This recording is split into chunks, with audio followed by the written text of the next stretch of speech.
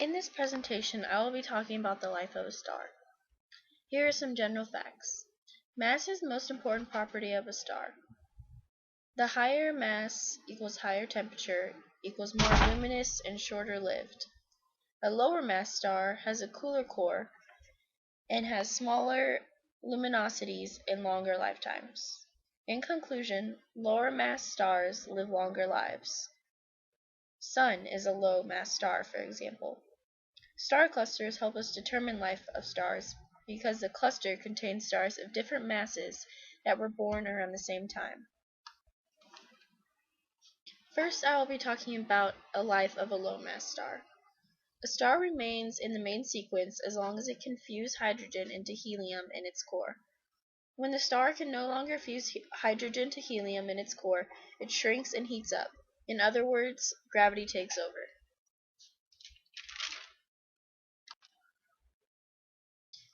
If it breaks the main sequence phase, it goes to the red giant phase. This is when the helium core contracts. Hydrogen begins fusing to helium in a shell around the core. This new heat source pushes out upper layers and the star swells and cools, expanding into the red giant. The core's natural thermostat is broken, leading to increasing luminosity. Helium fusion then begins. It requires much higher temperatures than hydrogen fusion. The new helium-burning star neither shrinks nor grows because the thermostat is temporarily fixed. However, the stars can lose a lot of mass during this phase. Finally, when the star's core runs out of helium, the helium fuses in a shell around the core.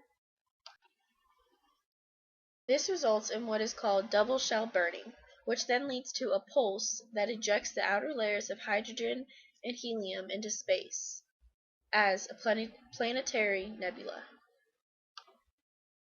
The core left behind is known as a white dwarf star.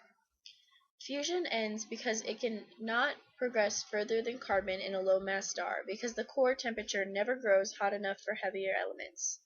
This is otherwise known as the death of a low-mass star. I will now talk about the life of a high-mass star. These stars fuse hydrogen to helium at a higher rate using carbon, nitrogen, and oxygen as catalysts. This is known as the CNO cycle.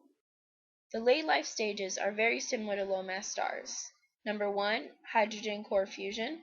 Number 2, hydrogen shell burning. And number 3, helium core fusion. These stars make most elements that are on the periodic table.